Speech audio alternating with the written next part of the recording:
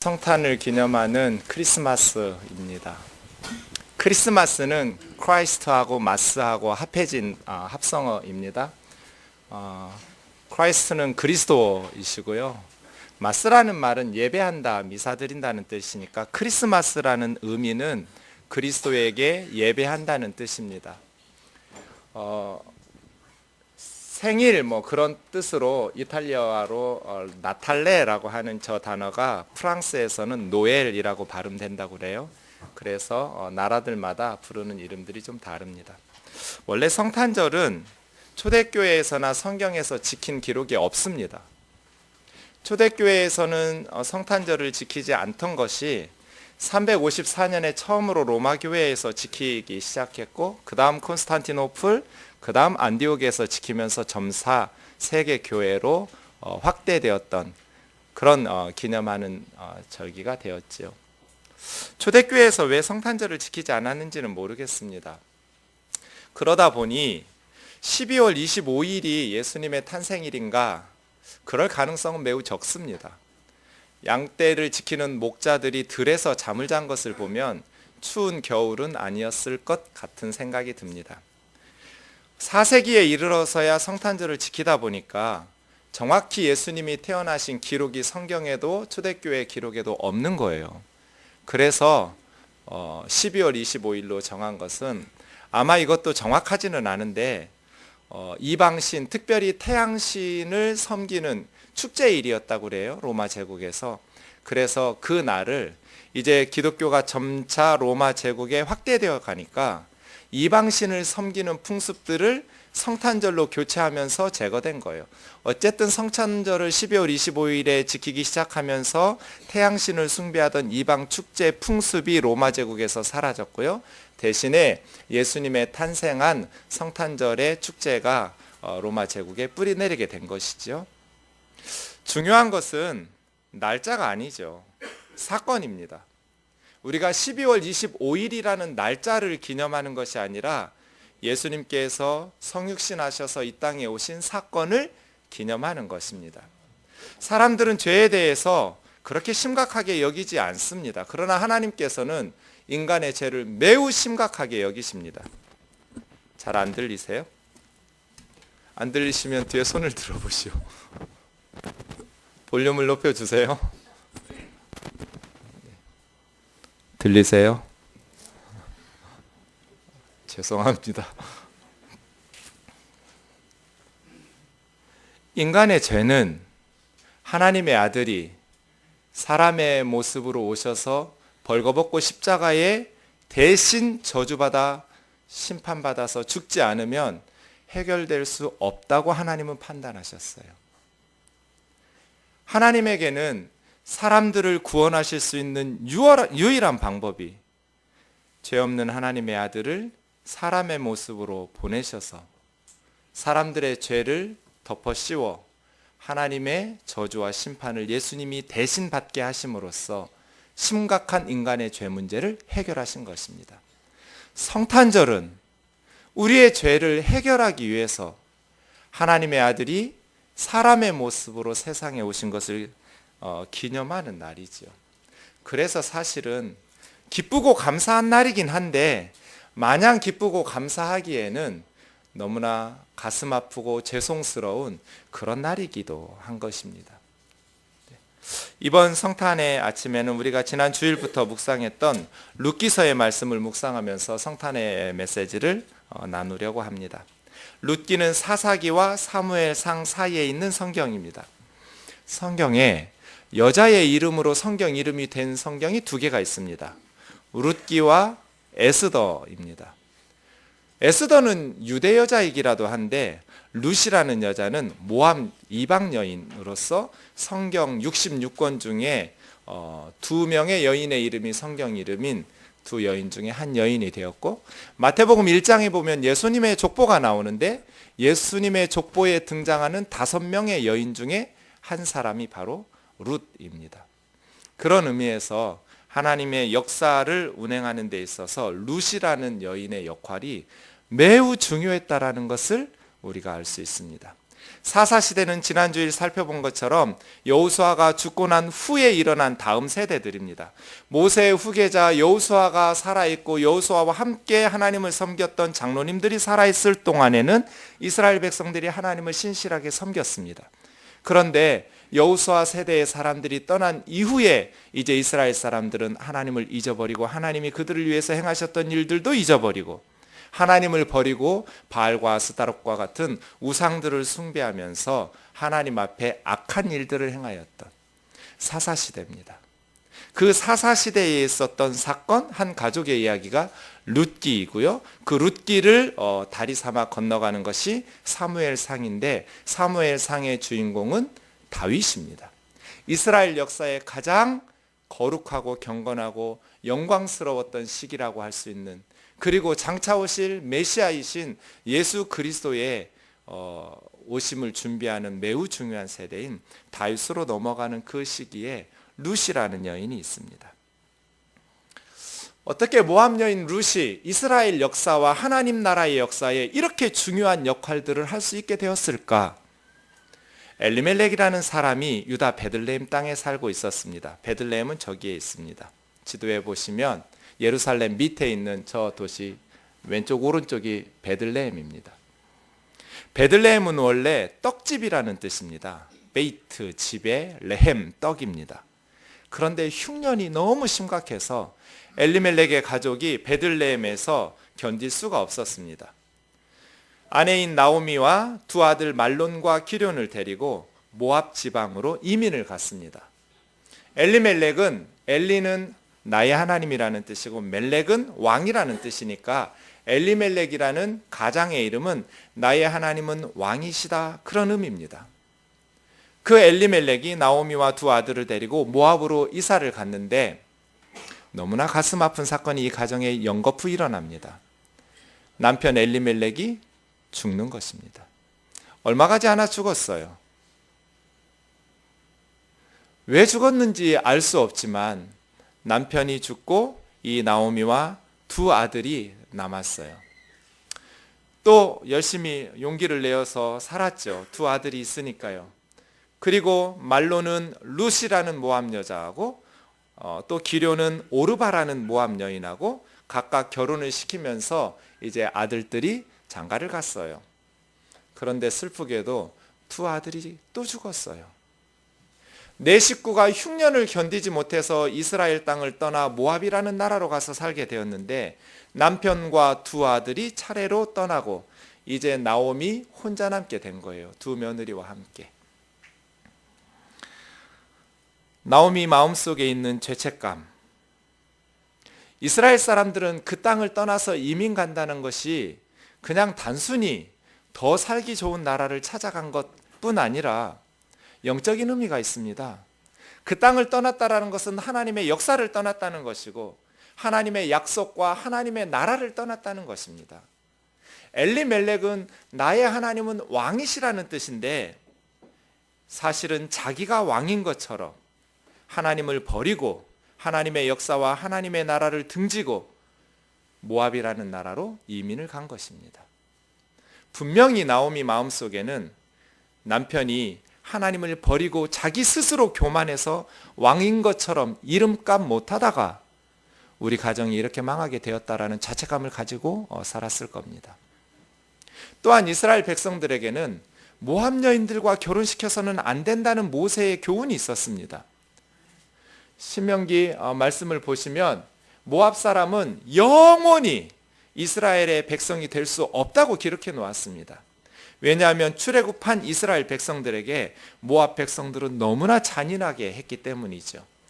또 모압 백성들의 여인들 때문에 모압 여인들과 성적인 범죄와 우상 숭배를 행했던 이스라엘 백성들 2만 4천 명이 하나님의 심판으로 죽는 사건도 있었습니다.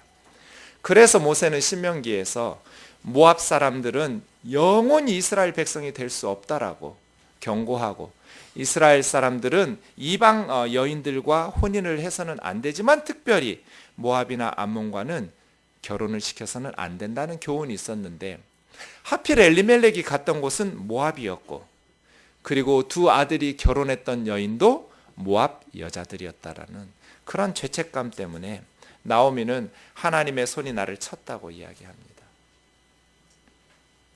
그러한 죄책감에 시달리게 되는 것이죠. 그런데 1장 6절에 보면 소식 하나가 들려옵니다. 하나님께서 나오미에게 찾아오셨는데 소문으로 찾아오셨어요. 고향 베들레헴을 하나님께서 돌보셔서 베들레헴 사람들에게 양식을 풍부하게 주셨다라는 하나님의 말씀을 듣게 된 것입니다. 선지자를 보내신 것도 아니에요. 천사를 보내셨지도 않았어요. 하나님께서 꿈에라도 나타나셔서 고향으로 돌아가라고 하지 않으셨어요. 그냥 사람의 입에서 귀로 전달하면서 소문을 타고 하나님에 대한 소문이 나오미의 귀에 들렸어요. 그렇게 하나님은 찾아오셨어요. 그리고 나오미가 일어서서 다시 고향으로 하나님께로 돌아가자. 내게 남은 것 하나도 없지만 남편도 두 아들도 죽었지만 고향으로 하나님에게로 다시 돌아가자. 소문을 듣고 하나님에게로 돌아왔어요. 나오미의 그 일어서서 고향 땅으로 돌아온 이 결정이 하나님 나라의 역사를 바꿔놓았어요. 사사시대에서 다윗의 시대로 위대한 전환점을 이루게 된 결정이었어요. 사랑하는 형제 자매 여러분, 처음 보는 분들이 몇몇 분 계시는 것 같아요. 네. 성탄절이니까 교회 가자. 네. 하나님께서 여러분에게 천사를 보내시거나 하나님이 직접 나타나서 말씀하시거나 아니면 선지자를 보내셔서 하나님께로 돌아가라고 말씀하지 않으셨을지라도 하나님께서 어떤 방법으로든지 여러분에게 하나님 이야기를 여러분의 귀에 들려주셨을 때 나오미는 소문으로 들었거든요. 마음의 결단을 하고 하나님께로 돌아가자. 그러한 선택과 결정이 위대한 삶의 전환점을 이루는 순간이라는 것을 우리는 알 수 있습니다. 그래서예요. 많은 분들이 그렇게 하나님께로 돌아오는데 제 친구 목사님은 우리나라 최고 학부를 다녔는데 가족들이 다 예수님을 믿었지만 자기는 예수 믿지 않았어요. 어느 날 친구 만나러 연세대학교 교정에 갔는데 캠퍼스에 플랜카드에 이렇게 써 있는 거예요. 태초에 하나님이 천지를 창조하시니라. 그 플랜카드를 보는 순간 이분이 물리학과 출신이거든요. 저거다 하고 예수 믿기 시작했어요. 최근에 어떤 자매님은 영화를 보다가 예수를 믿어 봐야겠다 하고 우리 교회에 나오기 시작했어요. 다양하게 하나님께서 여러분에게 찾아가셔서 말씀하실 때 결단하고 하나님께로 돌아가자 하는 위대한 전환점을 이룰 수 있는 그러한 축복이 있기를 원합니다. 뭐 엄청난 체험한 거 아니에요. 그냥 소문 들었어요. 그런데 나오미 마음속에 하나님이 기뻐하실 선택을 했어요. 돌아가자.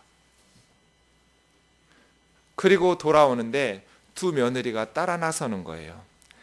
늙은 시어머니를 혼자 보낼 수 없어서 우리도 같이 가겠다고. 나오미가 3번을 말려요. 룻과 오르바에게 너희 친정으로 돌아가라. 나는 너희에게 해줄 것이 아무것도 없다. 집으로 돌아가라. 집으로 돌아가라. 그래서 오르바가 울면서 돌아가요. 어머니가 3번을 간곡한 말로 권면하니까.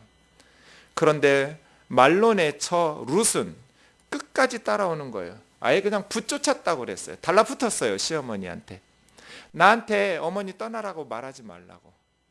어머니 가시는 곳에 나도 가고 어머니 머무시는 곳에 나도 머물고 어머니 하나님이 내 하나님이고 어머니 나라 백성이 내 백성이고 나는 죽어서도 어머니하고 같이 있을 거라고. 이건 이스라엘의 풍습과 장례 문화와 관련이 있는데요. 이스라엘 백성들은 가족묘예요. 주로 바위를 파서 묘를 만들어요. 여러 종류가 있지만 대개 이런 식이죠. 넓은 방이 있고 좁은 방이 있는 이중 구조예요. 아니면 들어가면 벽 옆에 벤치가 있고 가운데 있는 이중 구조이든지요. 새로 장례식이 일어나면 시신을 벽 옆에 벤치에 놓거나 아니면 넓은 방에 놓아요. 세월이 흐르면 뼈가 썩고 굵은 뼈만 남겠죠. 그 뼈를 추스려 모아서 작은 방에 모아두는 거예요. 나오미가 먼저 돌아가실 가능성이 높겠죠? 어머니 죽는 그곳에 나도 함께 묻히겠다고. 어머니가 먼저 돌아가시면 뼈가 되어서 모아놓고, 그 다음에 며느리인 룻이 따라 죽겠죠? 세월이 흘러서 룻이 죽으면 또 벤치나 아니면 넓은 방에 놓았다가 세월이 흘러 룻의 뼈를 모아서 다시 어머니 나오미의 뼈들이 있는 곳에 함께 놓아두는, 그 말이에요. 어머니께서 죽으시는 곳에서 나도 죽어 거기 묻힐 거라고. 어머니 뼈와 내 뼈는 같이 있을 거라고. 이게 무슨 말이에요? 나는 죽어도 어머니 곁을 떠나지 않겠다는 뜻이에요. 더 이상 시어머니가 말릴 수가 없었어요. 얘는 끝까지 나 따라오겠구나. 내가 아무리 말려도 따라오겠구나 해서 같이 찾아왔어요. 베들레헴으로 시어머니 나오미와 또 며느리 룻이 따라왔지요. 19절 보세요. 두 사람이 베들레헴에 왔는데 베들레헴 사람들이 이가 나오미냐? 이 사람이 나오미냐고. 베들레헴 예나 지금이나 큰 도시가 아니에요. 작은 도시예요. 벳람이라고 지금 부른데요. 작은 베들레헴 도시에 온 성읍 사람들이 나오미가 돌아왔다는 소식을 들었어요. 당연히 물었겠죠?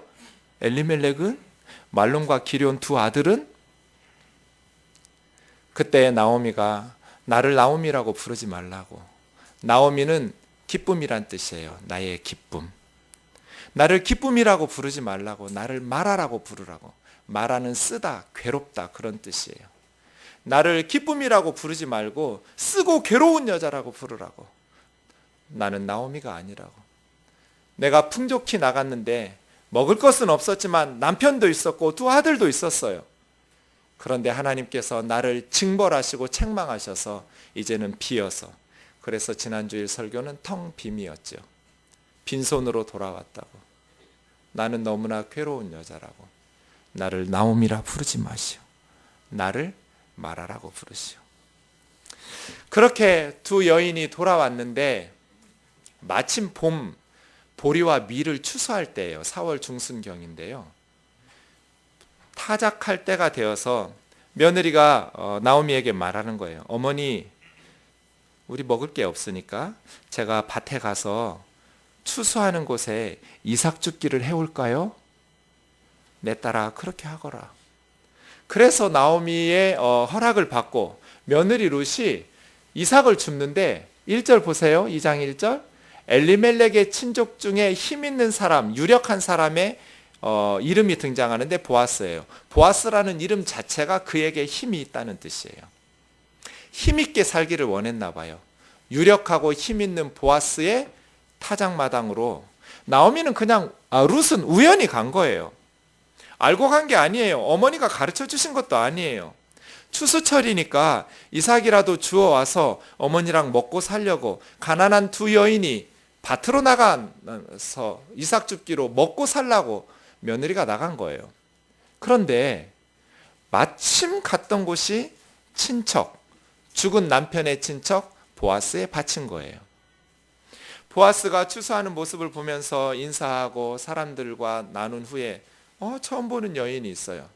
누구냐고 보아스가 물었더니 사람들 말이 나오미의 며느리 룻이래요. 모압 여자 룻. 아, 그런가. 그래서 보아스가 룻에게 인사를 하죠. 불러서. 내 딸아, 다른 집 밭으로 가지 말고 추수 끝날 때까지 우리 밭에서 이삭 줍기를 하라고. 그러면서 그 청년들에게 이방 모압 여자가 이삭을 줍는다고 해서 꾸중하지 말라고. 그리고 목이 마르면 청년들이 길어왔던 그릇에서 물을 마시고 자기가 먹는 음식을, 볶음곡식을 함께 주면서 식사를 대접하고 또 시어머니 몫으로 남은 음식을 싸주면서 룻에게 보아스가 은혜를 베풀어요. 보아스는 어떻게 이런 마음을 가지게 되었을까요? 성경에 의하면 모압 여인은 겸하지 말아라. 모압 여인은 아내로 들이지 말아라. 며느리로 들이지 말아라. 영원히 모압 사람들은 이스라엘 백성이 될 수 없다는 말씀이 반복되고 있음에도 불구하고 보아스는 무슨 생각으로 이 룻에게 은혜를 베풀었을까요?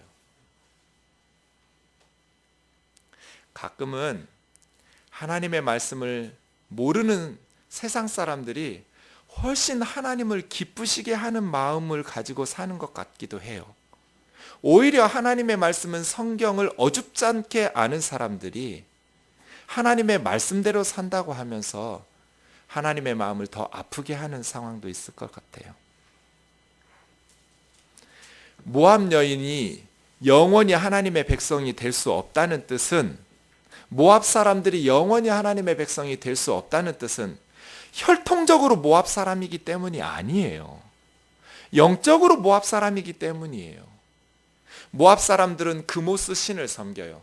그모스 신은 자녀들을 불살라 바치도록 요구하는 인신제사를 드리는 종교예요.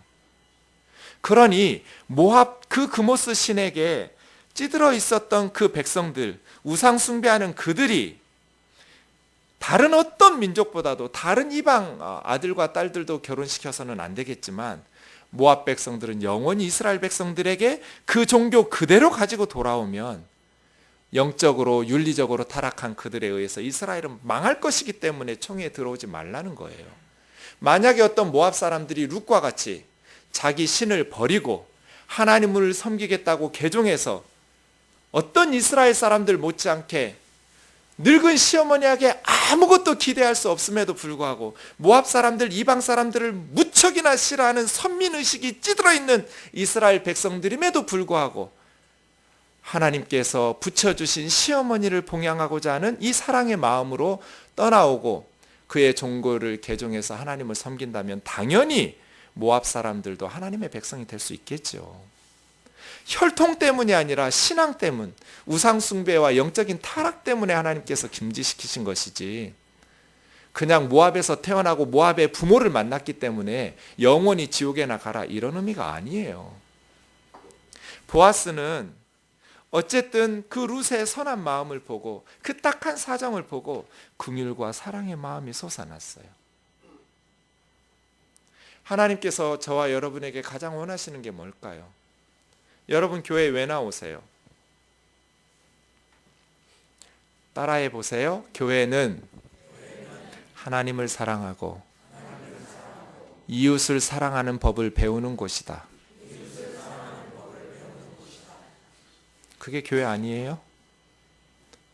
교회란 하나님을 사랑하고 이웃 사랑하는 법을 배우는 곳이다. 저는 우리 목회자들에게 말해요. 우리 주일학교 선생님들에게 가르쳐요. 주일학교 교사가 된다는 것, 목회를 한다는 것은 어떤 위대한 업적과 성취와 결과물을 나타내려고 하지 마라. 한 사람 한 사람에게 하나님을 사랑하는 법과 이웃을 사랑하는 법을 가르치는 곳이 교회다. 선교가 뭐예요? 목회가 뭐예요? 하나님을 사랑하고 이웃을 사랑하는 법을 가르쳐주는 곳이 교회죠. 보아스처럼 말이에요. 그런데 오히려 교회 다니는 사람들이 믿지 않는다고 해서 사랑하지를 않아요.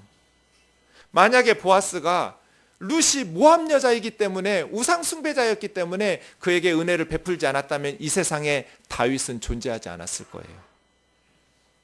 다윗의 족보로 예수님이 오셔야 되는데, 만약 보아스가 성경을 바르게 해석하지 못하고 하나님의 마음을 바르게 깨닫지 못하고 모압 여자이기 때문에 그 혈통과 선민의식에 빠져서 무슨 짓을 해도 너는 저주받을 이방인이야 라고 은혜를 베풀어 주지 않는 것이 하나님에 대한 충성이라고 생각했다면 다윗은 존재하지 않았을 거예요, 이 땅에. 그래서예요. 우리 집사님이 식당을 했어요. 예수 믿기 전에 그 식당 건물주님이 권사님이셨어요. 늘 전도를 했는데 마음이 내키지 않아서 교회를 나가지 않았어요. 참 못된 짓 많이 했어요, 권사님이. 그런데 어느 날 식당 쉬는 시간에 차에서 성경을 읽고 있었어요. 건물주 권사님이 지나가다가 그 모습을 보더니 깜짝 놀랐어요. 노크하면서 교회 나가기 시작했냐고. 나 뜬들교회 나가기 시작했다고. 그 뒤로 그 건물주 권사님이 엄청 잘해주는 거예요. 이게 옳아요? 틀려요? 뭐라고요? 네. 반대로 해야죠. 반대로 예수 믿는 사람은 우리 식구니까 실수할 수 있어요. 안 믿는 세입자에게는 더 잘해야죠. 모두에게 잘해야 하지만 하나님을 향한 충성이 조폭적이면 안 되잖아요. 자기 멤버 아니면 다 원수고 적이고 IS처럼 무슬림들처럼 다른 종교를 믿는 사람들은 제거해야 될 대상으로 여기는 것이 하나님 기뻐하시는 마음일까? 그렇잖아요. 성탄의 아침 주님이 우리에게 요구하시는 것이 보아스예요. 보아스. 이 보아스는 모함 여자였던 룻에게 다른 밭으로 갈 거 없다. 우리 밭에서 일하거라. 그리고 청년들에게 일꾼들에게 말해요. 곡식을 흘려보내라. 그래서 많이 이삭 줍게 해갈 수 있도록. 한나절 주었는데 일주일 먹고도 남을 만큼 주었어요. 그리고 절대로 조롱하는 말이나 멸시하는 말이나 꾸중하는 말을 하지 말아라. 자기 밥상에서 먹이고 먹을 거 싸주고 위로하고.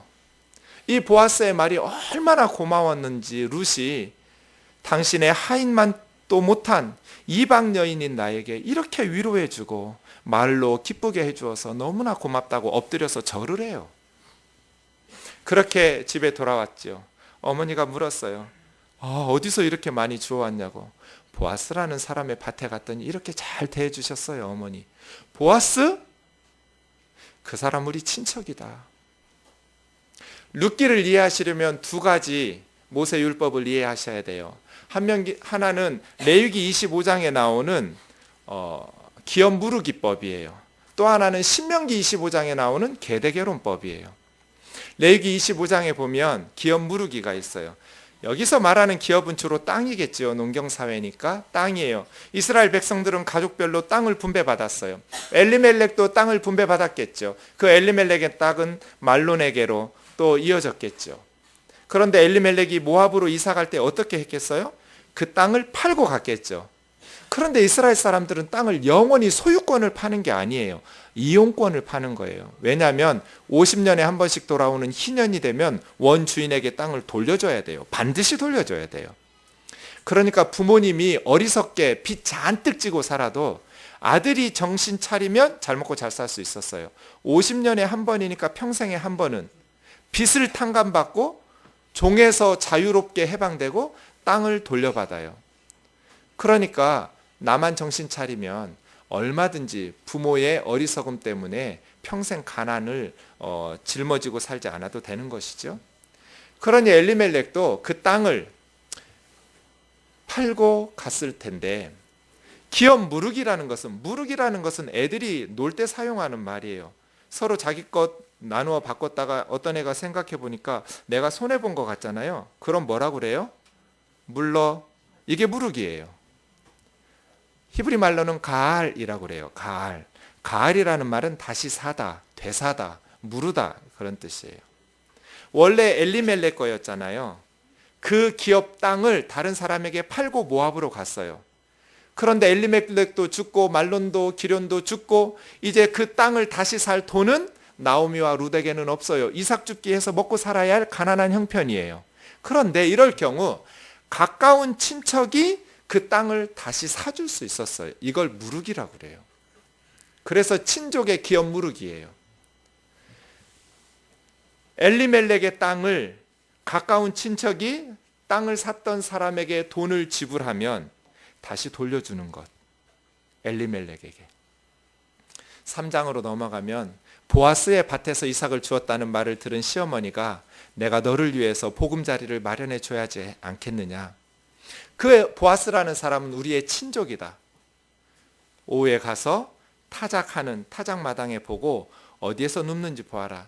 대개 타작은 오후에 바람 불 때 도리깨질 하거나 황소가 지나가면 나달이 떨어지고 나면 저녁에 바람에 미풍이 불 때 키질을 해서 쭉정이와 알곡을 골라서 타작마당을 번갈아 가면서 사용하거든요. 기쁨의 축제가 이루어지고요. 감사의 대접과 식사들이 이루어지겠죠.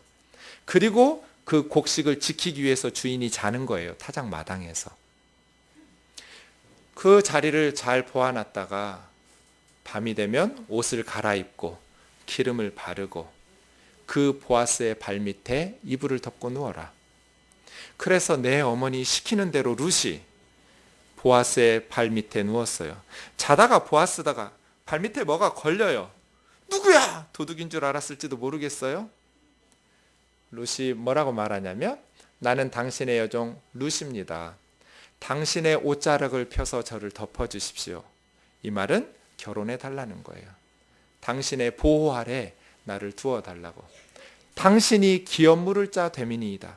당신은 우리의 친척이어서 죽은 우리 남편 말론, 우리 시아버지 엘리멜렉의 땅을 다시 회복해서 죽은 자들의 대가 끊어지지 않고 죽은 자들의 땅과 자손이 이어질 수 있도록 친척의 의무를 할 수 있는 그러한 위치에 있는 분이십니다.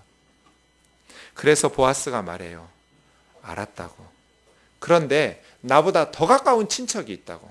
그 사람에게 우선권이 있어서 내일 그 사람이 그 기업 물을 자의 일을 행하면 좋겠지만 그 사람이 당신의 죽은 남편과 시아버지 이름의 땅을 회복시켜주지 않으면 그 다음은 두 번째로 내가 가까운 친척이니까 내가 기업을 물러주겠다고.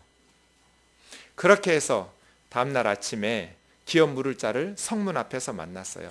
성문은 도시에서 가장 중요한 장소예요. 재판을 하기도 하고 토론을 하기도 하는. 그곳에 장로 10명을 초대해 놓고 가장 가까운 말론의 친척을 세워놓고 앉혀놓고 물었어요. 나오미가 돌아왔다. 당신은 나오미를 위해서 땅을 다시 사서 그 가정을 회복시켜줄 가장 가까운 친척이다.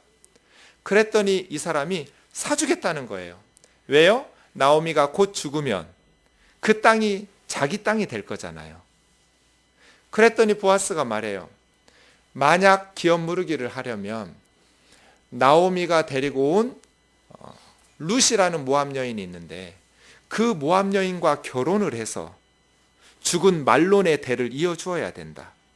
그랬더니 이 사람이 나 그러면 내 재산에 손해만 나니까 일시적으로 손해나도 나오미가 죽으면 그 땅이 영원히 우리 가문의 땅이 넓어지는 효과가 있으니까 돈을 지불하는 게 아깝지 않은데 만약에 내가 애까지 계대 결혼까지 해서 그 죽은 사람의 가문을 계속 유지시켜 준다면 돈은 들이고 내 땅과 기업이 늘어나는 효과는 없으니 난 못하겠다.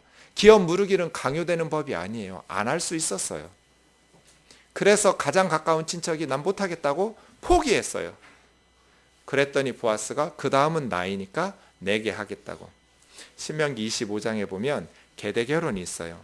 결혼을 했는데 자손을 아들을 상속자를 남기지 못하고 죽었을 경우 그 형수는 다른 과부가 됐겠죠. 그 여인은 다른 사람에게 결혼하지 말고 그 형제에게 결혼을 해서 이 형제가 결혼을 했든 안 했든 상관없어요.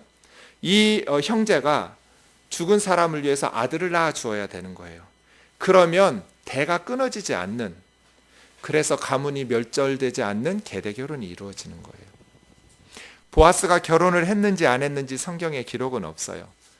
유대의 랍비들은 총각이었다라고 말하게 하지만 알 수 없는 일이에요.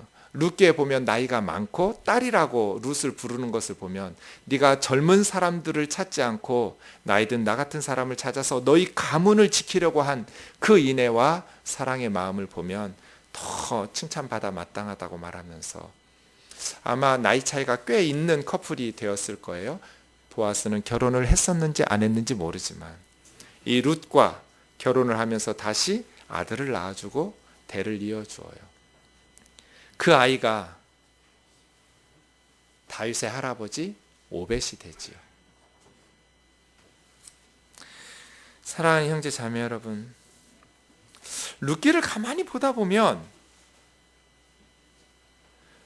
엄청난 일이 일어났는데 그때그때 순간순간은 너무나 사소한 결정이에요. 제가 무슨 말을 하고 싶으냐면요, 사사시대에서 다윗의 시대로 넘어갔거든요. 이게 룻기예요. 엄청난 역사의 전환이 이루어졌어요. 하나님 버리고 우상 숭배하던 나라가 오직 하나님만 섬기면서 하나님 앞에 영광 돌리는 나라로 달라졌어요. 이 엄청난 달라짐에 나오미의 선택이 있었는데요. 나오미의 선택이 사사시대에서 다윗시대로 넘어가는 선택을 한 게 아니에요. 나오미는 자기가 그렇게 할 줄 모르고 죽었어요. 그냥 그때 순간순간 결정한 거예요. 그래서예요. 따라해 보세요. 성도의 삶은 야간운전 같다. 야간운전하는 것 같아요. 그리스도인의 삶은. 남편 죽고 두 아들 죽었어요? 소문 들었어요. 자, 이제 선택할 수 있었죠. 모압에 눌러 앉아 살다가 죽을 수도 있었고요.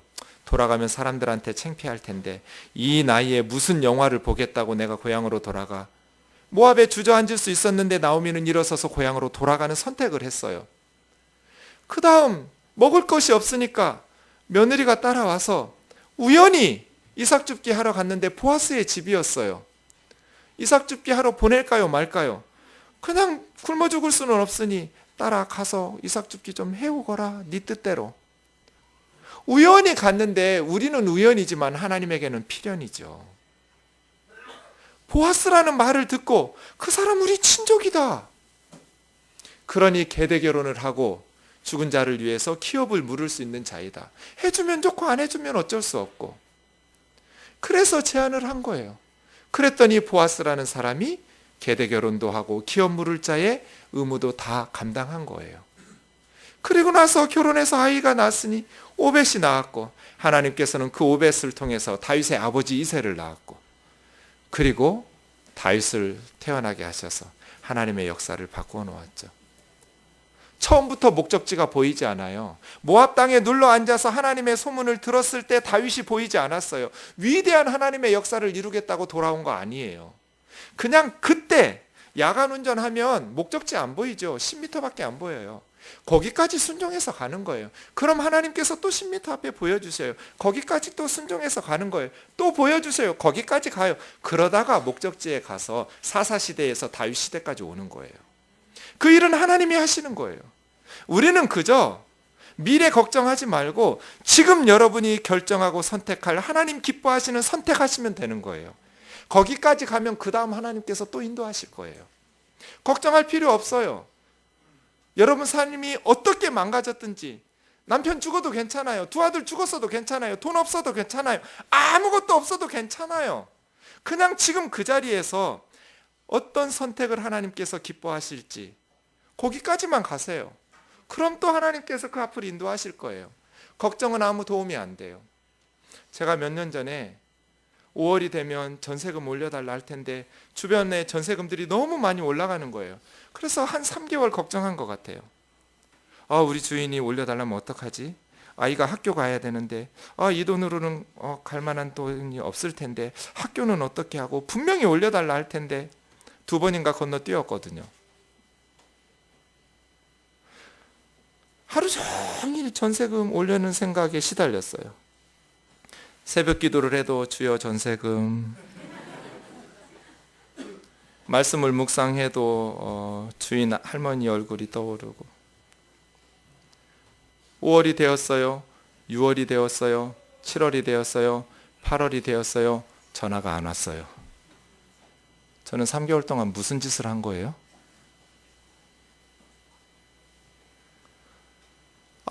아무 쓸모없는 걱정한 거잖아요. 엄청난 에너지 쏟아내고요. 그렇죠? 그때 다짐을 했어요.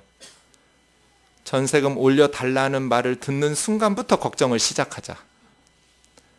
걱정할 필요가 없어요. 멀리 걱정할 필요 없어요. 그 문제가 발생하면 그때부터 걱정해도 돼요. 미래 대책 없이 살라는 말 아니에요. 미래를 준비하면서 열심히 성실하게 실력 기르면서 살아야 되는데 걱정은 하지 말라고요. 어차피 여러분이 할 수 없는 일이면 걱정한다고 해결 안 돼요. 할 수 있는 일이면 걱정할 필요 없어요. 그냥 그 순간 하나님 기뻐하실 선택하면서 순종하며 사시면 되는 거예요. 2년 후에 전화가 왔을까요? 안 왔을까요? 왔어요. 목사님 2천만 원만 올려주세요. 제가 뭐라고 했을까요? 이사 가겠습니다. 0.5초 만에 대답했어요. 알았다고. 할머니가 끊더니 5분 내로 전화했어요. 근데 왜 이사 가냐고.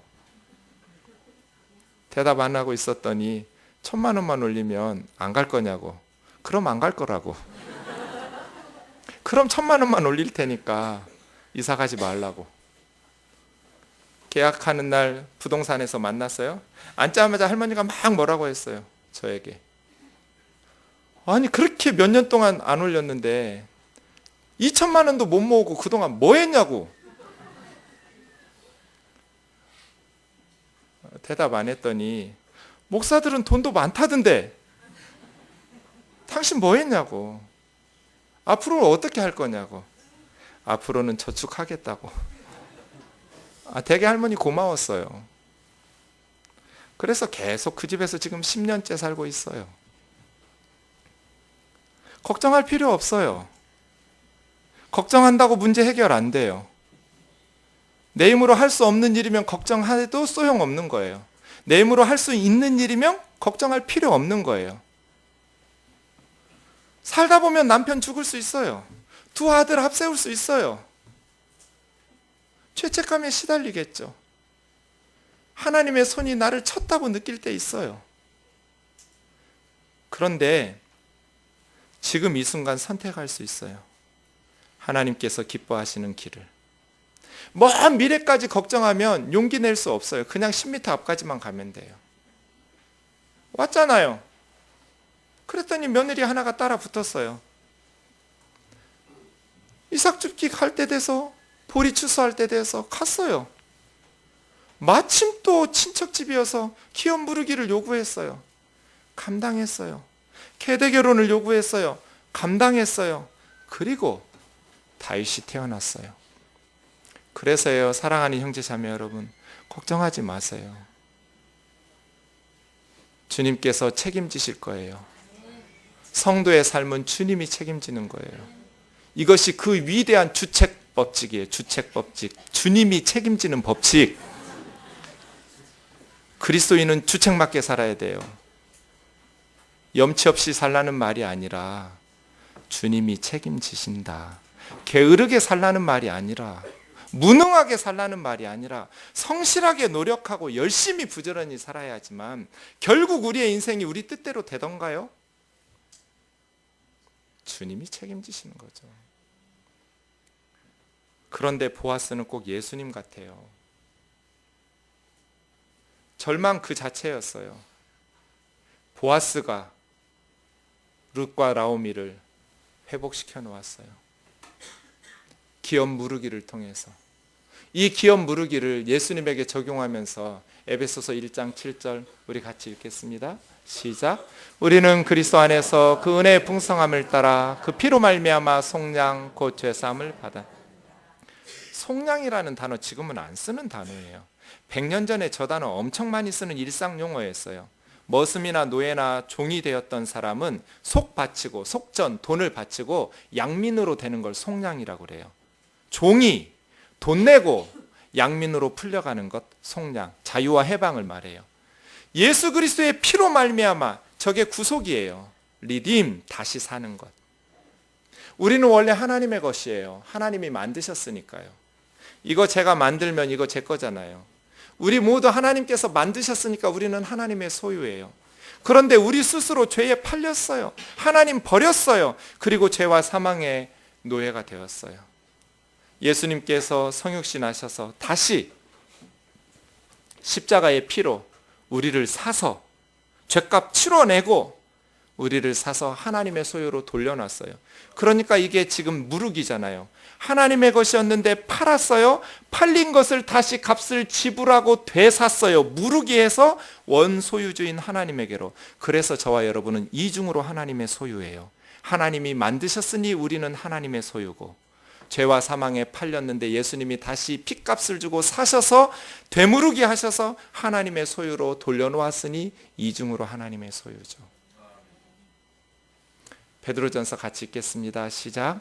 너희가 알거니와 너희 조상이 물려준 헛된 행실에서 대속함을 받은 것은 은이나 금같이 없어질 것으로 된 것이 아니요 오직 흠없고 점없는 어린 양 같은 그리스도의 보배로운 피로 된 것이. 우리의 모든 죄악된 거짓된 행실에서 구속받은 것, 대속받은 것, 저것도 되사다예요. 무르다예요. 금이나 은과 같은 보석으로는 안 돼요. 우리는 은혜로, 선물로, 공짜로 천국에 갈 수 있도록 구원받았지만 하나님의 편에서는 공짜가 아니었어요. 엄청난 값을 지불했어요. 하나님의 아들을 십자가에 내어놓았으니까 이보다 더 큰 값은 없는 거예요. 흠없고 점없는 어린 양 같은 그리스도의 보배로운 핏값을 지불하고 속전 바치고 우리를 되사서 기업 무르기 해서 하나님의 소유로, 하나님의 자녀로 회복시킨 것이죠. 사랑하는 형제 자매 여러분, 저와 여러분의 삶이 예수 그리스도의 희생으로 말미암아 이루어졌다라는 것을 기억하면서 다시 용기를 내시기를 주의 이름으로 축원합니다.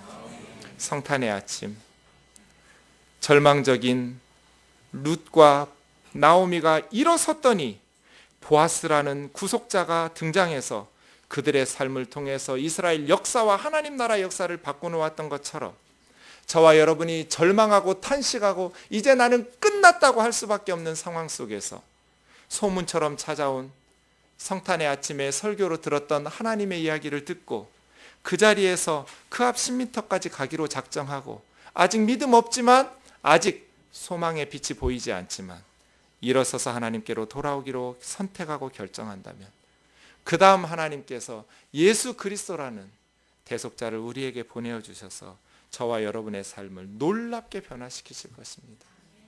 이 땅에서는 영원히 재기하지 못하고 그냥 그렇게 가난하게 살 수도 있습니다. 영원히 질병이 고침받지 못하고 병든 상태로 살 수 있습니다. 그러나 저와 여러분의 삶은 영원히 하나님 나라의 백성의 삶으로 그 험한 세상을 넉넉히 이기는 능력과 힘을 가지게 될 것입니다. 어떤 고난과 역경도 여러분을 이기지 못하고 어떤 환경 속에서도 승리하게 하시는 주님의 은혜를 경험하면서 살 것입니다.